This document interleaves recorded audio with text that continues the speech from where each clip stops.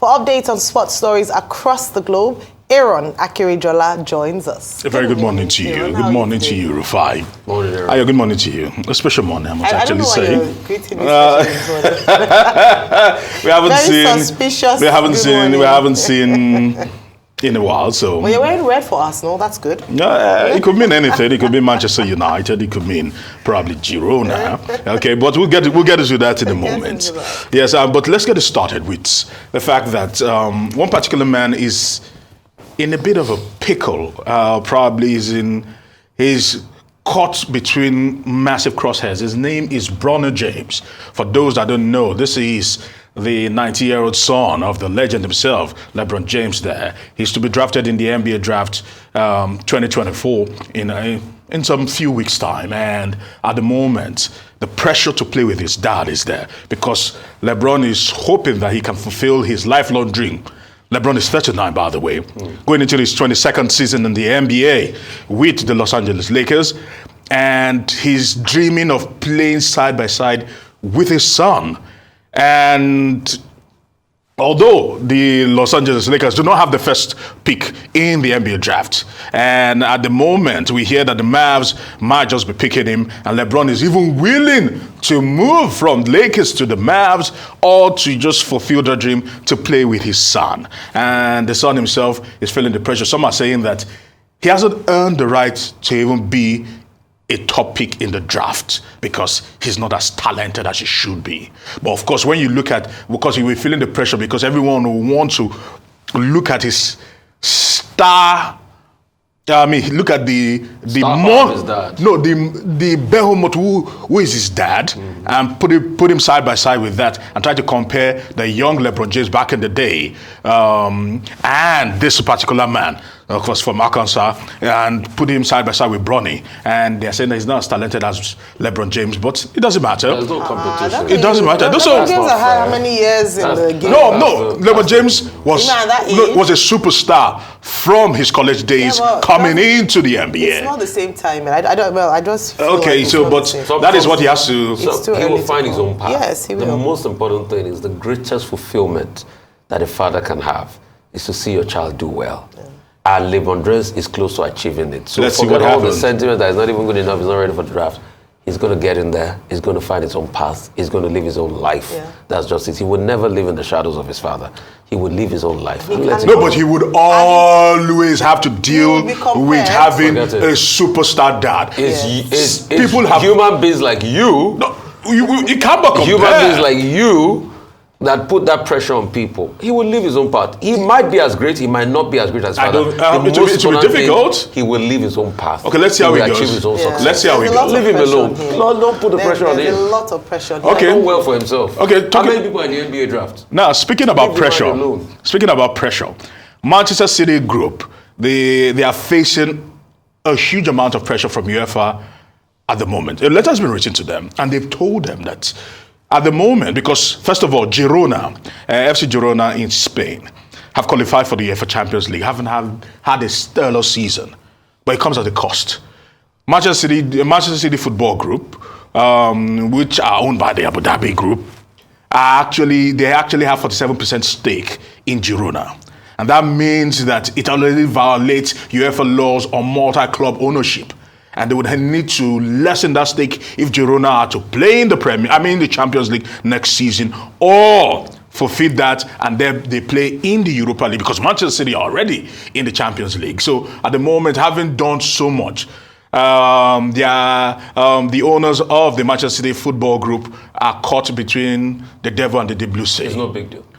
It has happened before. You remember Chelsea and CSK in Moscow? Yes, but the question is the question is they will find a way around it. There is no finding a way around it. The only way to do that is to lessen your stake, and they've told them that. That's a way around it. Is that not a way around it? But that means they would actually cede ownership or control ownership to maybe somebody else. It doesn't matter. But let's see how it actually goes. It happened between Chelsea and CSK in Moscow. In fact, I think the two teams were supposed to meet and they highlighted it, and they found a way around it. All right, as we build up to that monster of a bout this weekend, one man is coming out to apologize to everyone he's offended in the last 1 week. His name is John Fury.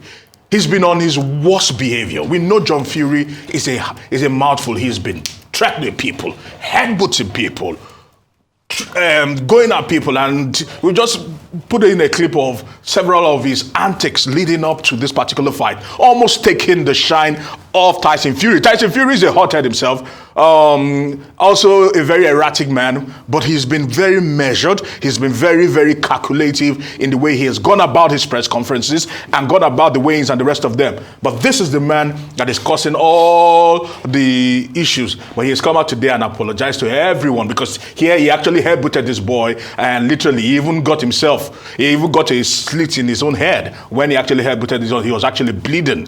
And John Fury is saying that he has apologized, that all that matters is the bout between Tyson Fury, Alonzake Usyk, and that particular unification bout that's going to be happening in Riyadh on Saturday. So at the moment, we are happy that John Fury is trying to step out of the picture and let his son, who is a superstar, actually dominate the limelight. Away from that, we are expecting massive outing in Kigali, starting off from today, as all will be gathered together for a massive African Table Tennis Championship, and some of the best of hands, let's put it that way, from Nigeria and across Africa will be gathering to slug it out in table tennis. Table tennis is not the biggest of sports, but nevertheless, it still has a cult following, and you and I know this. China are dominating, and they are still dominating that particular sport.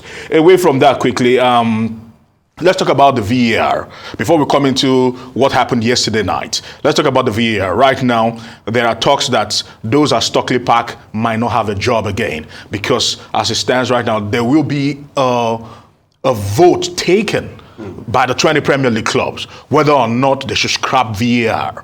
There's been, of course, Wolverhampton Wanderers actually put in a petition, and they have not been satisfied with the outing of the VAR. The VAR has literally divided teams. It's just a matter of when it will be your turn, because they've been grossly inefficient, and they are going to vote to see if they can actually do that. But the question is this: will the Premier League want to be left in the dark ages with all the leagues pushing ahead with VAR and looking for a way to strengthen this particular technology that aids referees? Away from that, yesterday, Rufai, Chelsea are on the up and up at the moment. You look at them, Christopher Nkunku back, the cold one, talking about cold Palmer, all right, scoring another goal there. And you can actually see that Chelsea are looking like they might just be able to sneak into the back door and get European football. It might not be good enough for you, Rufai, talking about Europa League, but Chelsea have come good, haven't had a disastrous start to the season. And right now, Pochettino and his charges are looking good for the money and preparing for next season. But Cole Palmer has to be celebrated. 22 goals, 10 assists this season in the Premier League alone. And Reece James, the returning captain of the side, lost his cool, lost his head on the day. But one thing is happening on Sunday, Ayo. Yes. This is it. Yes.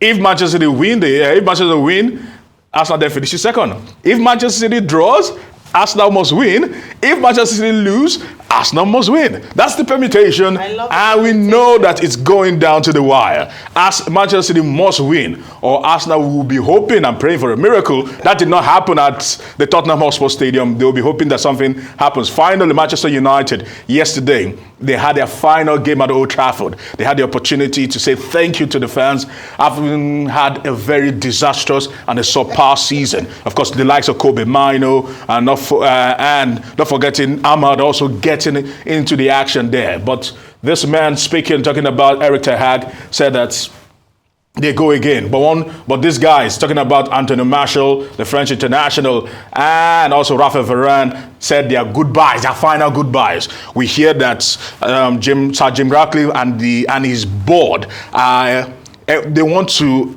trigger massive sale of several players. And let's see what actually happens. Manchester United need a lot of re-engineering, need a lot of reconfiguration if they are to compete and actually find their feet in the Premier League once again.